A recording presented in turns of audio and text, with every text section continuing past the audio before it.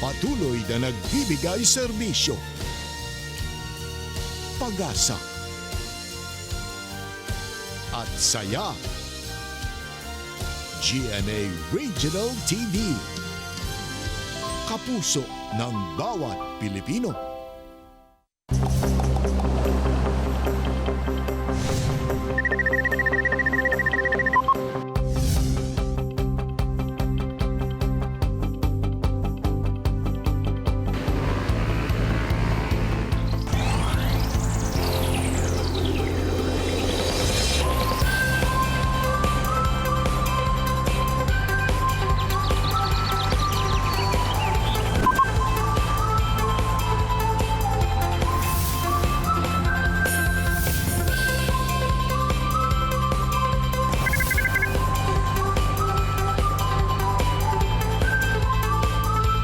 Kini ang At Home with GMA Regional TV.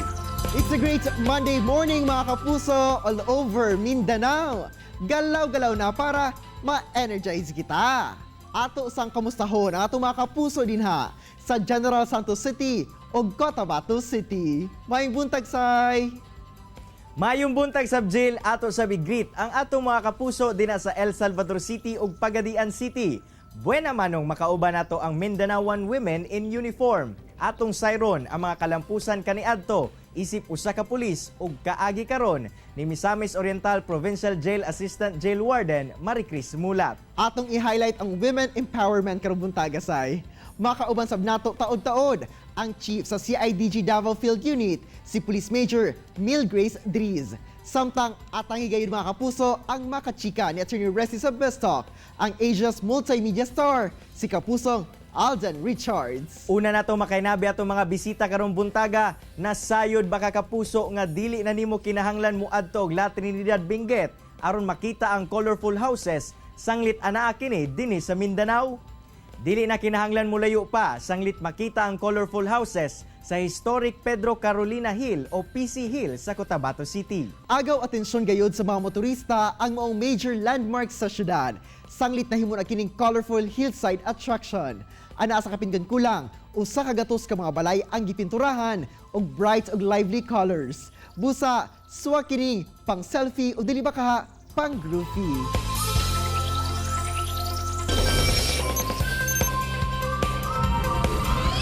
Mga kapuso, atong sayron ang istorya, mga kaagi ug kalampusan. Isip usa ka policewoman ni Police Major Mil Grace Driz, ang kaning Deputy Regional Chief sa CIDG Field Unit 11 ug kasamtangang CIDG Davao Field Unit Chief. Police Major Driz, mayong buntag ug dayon sa At Home with GMA Regional TV. Kamusta na ka, ma'am? Yes, Sir Argel. Maayong buntag sa inyong mga televiewers, maayong buntag sa tanan. Ma'am, karon pila nakakatuig sa serbisyo sa Philippine National Police? Well, sir, timely kaayo, sir, no? Actually, kining inyong interview tungod kay karong September 30, Wednesday, no? Mag 20 years in service namin, no? Sa among batch sa class 2000 sa police service. Ma'am, sa una dili pa ing anak kadaghan ang mga babaeng buot magpulis kung itandi karong panahona. Unsa o kinsa ba ang nag-inspire sa imuha nga magpulis? Luyo nga sagad mga lalaki ang imuhang makauban. Actually, ang nag-inspire din sa ako ani ang father, no, kay since na siya sa public service and usa sa kasundalo, no, assign siya sa dati sa 534 Engineering Battalion. And dako pud mi sa sulod sa kampo. Actually layo ra kayo akong kurso sa ako ang kining profession karon, no. BS in Accountancy, Bachelor of Science in Accountancy, pero naabot ko diri tungod kay niagi pud ko sa pag ikaduhang kurso, no, sa Bachelor of Science in Public Safety sa Philippine National Police Academy. Ma'am, isip usa ka pulis, paunsa nimo na pamatud-an nga bisan babae mamahimo gihapong mag-excel isip law enforcer ug mamahimo usa ka leader na dunay maayong record sa pagserbisyo sama nimo? Well, as a female leader, sir, mag-build lang ka og good rapport or relationship sa imong mga colleagues, and at the same time respect, no, sa ubang tao, and be a good leader or a good model or follower. Kay once na you are being the model, you can influence them or influence people, no? So that is the way na kinahanglan nato as a leader. Ma'am, sa mga ranggo o posisyong imong gigunitan, unsa ba ma'am ang imuhang pamaagi sa paghandle sa imuhang mga tao isip usa ka babaeng police officer? Treat your men as your family member. So mura na pud nako silag mga pamilya na gani sa isa pa man nga pamaagi kung naa sila sa opisina, I treat them as my brothers and sisters. No? Mag-build ka as a team na strong siya, na you don't know who is the boss. Kumbaga, you are equally and naa kay potential na halimbawa pag maghatag ka og tasking na makita nimo kung unsa gyud ang result, no? O ma-achieve nimo ang result. And of course, ang pinaka importante jud kining Proverbs 3:5-6, no? Trust with the Lord with all your heart and lean not on your own understanding. In all ways, acknowledge Him and He will direct your paths. Kay kung naa ang Ginoo mismo sa inyong path, no, o nag-guide sa inyo so you will not lost. And even as a female officer, ma-challenge natin itong sarili na I can do this at par with men. Kay we are in the world of men, so kami mismo pod na as a female officers, ma-achieve pod namo itong unsay dapat ma-achieve nato. Ma'am, unsa ba ang mga challenges base sa imong mga na-experience isip babaeng law enforcer bisan pa man na ilaka tungod sa imong mga achievements sa police operations labi na karon sa CIDG? Well sir, makita na ko na dako po siya na challenge no, or hagit sa atua kay gani ang imuhang gigunitan is the whole Davao City na, not only certain district no sa Davao, but happy ta because the trust and confidence sa ato ang mga superiors and even sa ato ang mga colleagues no sa CIDG is there to support me, and especially sa mga achievements nato or sa ato ang mga accomplishments nga na take every now and then pag naay mga operations. So sila gid mismo ang ato ang katambayayong, and we are happy na even katong mga past nato na mga positions no, ang atong mga colleagues in service, especially katong mga naging tao nako no sa ubang stations, I am happy also kay gani very supportive sila sa atua in terms of the accomplishments. Gani sila po nag-encourage, and some of them I also encourage them also no kay they are potentials sa PNP service, especially katong mga PNCOs. So I advise them na they should have to apply for an officership or to higher level sa ilahang position or sa ilahang promotion. So I help them to do that because dili lang ta maging stagnant no sa ato ang kung unsa lang atong nahibalan dito lang po ta. No, we have to acquire skills and talents and to improve ourselves, develop ourselves. Ma'am, speaking of promotion, sa promotion o positions ma'am, nakita ba nimo ang equal opportunity para sa mga babaeng pulis? Ang PNP service man good sir no, nag-practice na pud og gender sensitivity. So with that, although na ay mga gamay na lang na stereotype when it comes of positions or promotions sa PNP service sa female and male, but we are trained no to be equal, especially katong pagsulod ako sa Philippine National Police Academy. Equal kita nandito kung unsay ginahimo sa lalaki, mao pay ginahimo sa babae. Alright, daghan kay salamat sa pag-share sa imong istorya, Police Major Mil Grace Dries, ug syempre sa pag-inspire sa itong mga kapusong Mindanawan. Amping pirmi, ma'am. Daghan po kayong salamat sir, and mabuhay po kayo. God bless.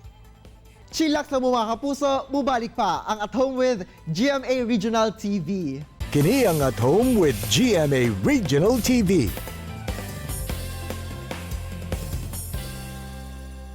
Mga kapuso, best of time na kauban si Attorney Resi Rizada. Resi!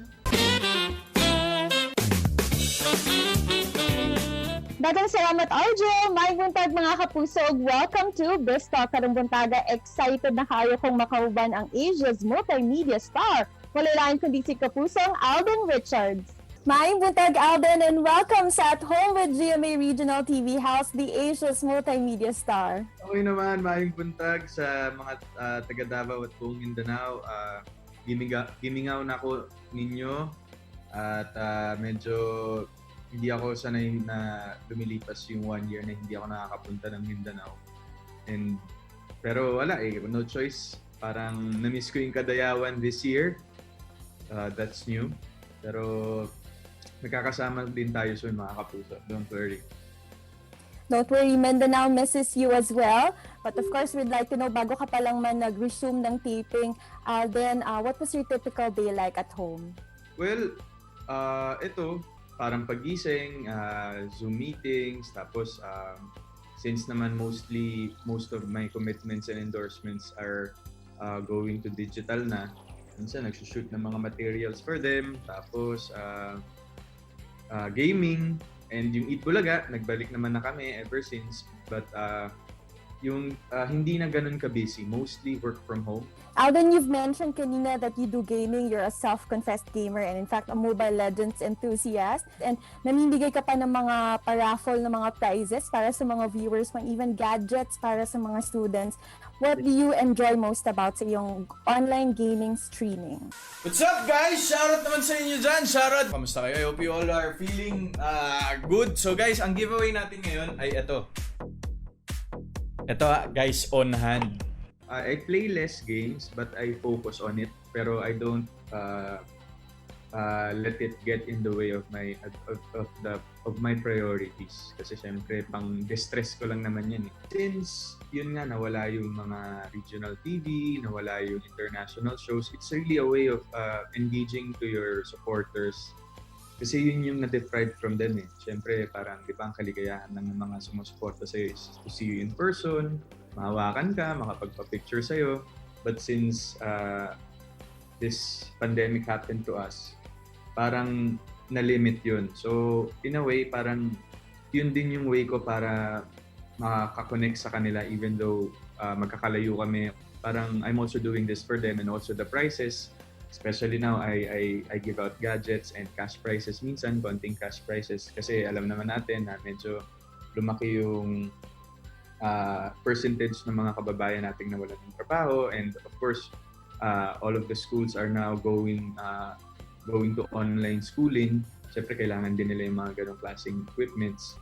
Right. At may bago kang handog para sa amin because you're part of the I Can See You series, Love on the Balcony. What can we look forward to naman dito sa Love on the Balcony episode? Well, this is a different story for me. Parang it's the first time that GMA is coming up with an anthology, a weekly teleserye. That's how I see it.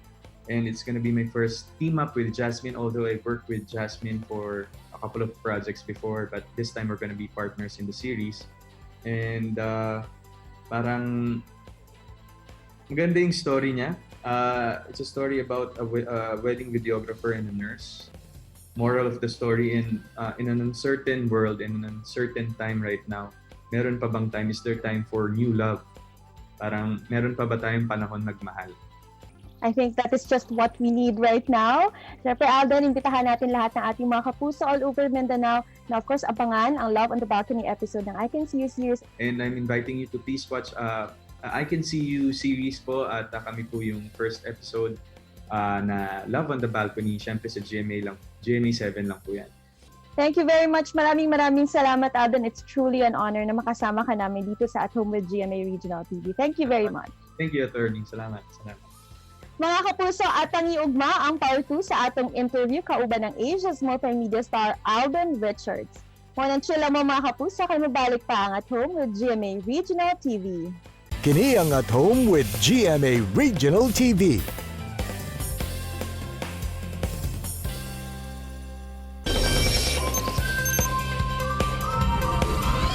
Mga kapuso, karong buntaga, dungan natong sayron ang istorya sa pagperso ni retired Police Major Maricris Mulat sa iyang karir kaniadto ug karon nagpadayon sa pagserbisyo isip Assistant Jail Warden sa Misamis Oriental Provincial Jail. Assistant Jail Warden Mulat, mayong buntag ug dayon sa At Home with GMA Regional TV. Kamusta, ma'am? May buntag ni Sir Cyril ug may buntag sa tanang televiewers. Ma'am, bata pa lang baka gipangandoy na nimo nga mahimong usa ka pulis? Yes, Sir Cyril, tungod sa akong experience katong bata-bata pa ko, na ako'y dili maayong experience, no? Anang akong mama biktima sa domestic violence mo tong tagamay pa ko na anak ko sa kunahon nga kung tagaan kong chance sa Ginoo mag-apply ko sa Philippine National Police aron mahimong isa ka pulisuman. Kato mga panahon na ma'am, asa kagakuha og kusog ma'am aron mahimo nimo ang tahas na naa sa imong responsibility. Una sa tanan, babae ka, ikaw ang chief of police sa isa ka station o isa ka office. And then ang inyong strength na usually 50 to 60 personnel o niya. Gamay lang jud kay nga porsyento ang babae niya. Babae ang hepe, tapos daghan kay lalaki halos imong sakop, dagko pa jud kay sa imuha. But then ang challenge adto sir kung saon nimo sila pag-convince, kung saon sila pagpasunod, unsaon nimo paghimo, pag-mold sa ila, pag-assess sa ila, pagtabang sa ila para ma-comply nila ang ilahang mga trabahoon ug mahimo sad sila productive nga police officers. In fact, dito sa Taguluan Municipal Police Station nahimo mi number 1 adtong 2015 to siya no, nahimo mi awardee. Nakuha na mo ang Silver Eagle Award sa Tibok Region 10 gumikan sa amo ang teamwork. Isip hepe og naghawid og mga dagkong posisyon sa PNP, aduna ba kay kahadlok nga gibati katong mga panahon na pod? Naman ang kahadlok pero gumikan kay before sa among mga operation nga gahimuon na ami mga briefing no, na ami mga preparation nga giandam para ana nga operation. Unya labaw sa tanan sir nag-ampo mi nga unta walay may tabo sa amo during operation ug buligan ni sa among maayong tumong para nga makdakop o makuha na mo among target. Ma'am, human ka nagretiro sa PNP, unsa ang nag-inspire sa imo nga magpadayon sa pagserbisyo sa gobyerno isip assistant jail warden? Na-feel na ko ang calling sir no. Sa una sa pulis pa ko ang trabaho magdakop, mag-implement sa mga balaod when it comes to kanang nakasupak no, naka-violate sa atong balaod. Pero karon sa provincial jail sir nahimo na sad kong nagtan-aw na sad ko sa welfare of development sa mga dinakpan namo sa una. So na ako dito sir para mag-assess sa ilaha. And then naagya po yung mga guidance na gihimo na ako, gihatag na ko sa ila knowing nakahimo sad sila mga kalapasan kaniadto. And then naghatag ko sa ilang advices kung unsa ilang buhaton para mahuman ko panalitan makagawas na sila sa piniriso og mahimo silang maayong nga citizen someday. Ma'am, isip babaeng assistant jail warden, unsa ba ang mga initiatives nga imo nang gipatuman diha sa jail facility? Same sir no, katong sa pulis pa ko nga sa ako mga kauban, wala na akong ipa-feel sa ilaha nga taas kayo kong ranggo, officer ko, but then ipa-feel na ako sa ila sir nga isa ko kakauban nga concerned sab sa ilaha, dili lang sa ilang trabaho kundi sa ilang personal na kinabuhi kung na sila iduol sa kuha, personal nila nga problema. Sa mga inmates po namo sir, dili tayo ko layo sa ilaha nga nag-establish og dakong gap between jail officers and inmate no. Still sir kung mag-refer ang mga inmates sa MOA bahin sa ilahang kaso kung sa ilang angay buhaton, maghatag ni advice o niya makatabang sa ila sir, makonect lang mo ilang mga lawyer. And then sometimes sir atong mga inmates nagsuffer po sa ilang mga personal problem kaya na sila sa sulod, and then ang ilang pamilya to sa gawas, tapos gusto nila i-reach out, gusto nila pabisitahan ang ilang pamilya nga dugay na nila wala makita o mapaabot lugar sa ilang pamilya kung unsay mensahe gusto nila ipaabot. Ma'am, asa sa imong tan-aw ang mas challenging nga workload katong naa pa ka sa PNP o karon nga ana-ana ka sa Misamis Oriental Provincial Jail nga nagserbisyo? Pareha sila sir pero lahi lang mga challenges no. Ang diha lang sa provincial jail ang halos nimo maistorya mga inmates nga lain-lain og educational attainment, lain-lain og kaso, lain-lain og story behind sa ilang mga kaso. And then is challenging kaayo sir kay sometimes ang among hisgutan sa inmate o sa kuha namo mag-istorya mi dili na about sa ilahang kaso no, sometimes about na sa ilahang problema sa ilang panimalay og lain-lain og story sir, lain-lain og reason nga na commit nila ang crime. And then with that amo silang i-comfort no, tabangan namo nga mo-connect sila sa ilang mga lawyers no. Salamat sa mga PAW lawyers sir ug sa mga private lawyer nila nga wala pasagdi ang among mga inmates. Nag-assess sila all the time labi na karon sa atong situation no na atay pandemic nga experience. tabang sila sir nga madali ma-release, dali madagan ang ilang mga cases. Dagan kayong salamat sa pag-share sa imong istorya, Assistant Jail Warden Maricris Mulat. Ug amping pirmi, ma'am. Thank you kayo, Sir Cyril. Hoping nga maka-visit na po ka sa jail soon. Say isip babaeng police officer nga nangulo karon sa CIDG Davao Field Unit alang kay Police Major Mil Grace Driz nga sentro sa pagpanarbaho mao ang pagsalig sa Ginoo ug alang sa iyang mga sakop iyang gi-encourage nga padayon sa pag-acquire og skills ug pag-develop sa kaugalingon aron mulambo sa pagpanarbaho. Jill, sa kabahay ni Assistant Jail Warden Maricris Mulat, pinaagi sa teamwork sa trabaho.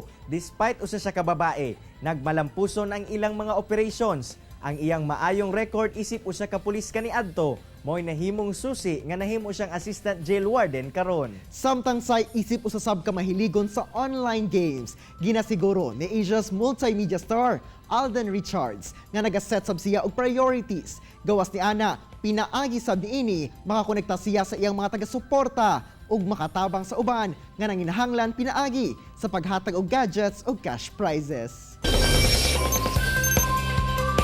Mga kapuso, unta na inspire og nakakaton kamo sa gi-share sa atong mga bisita karong buntaga. Sama na lamang sa panultihon ni Batcha Khan nga if you wish to know how civilized a culture is, look at how they treat its women.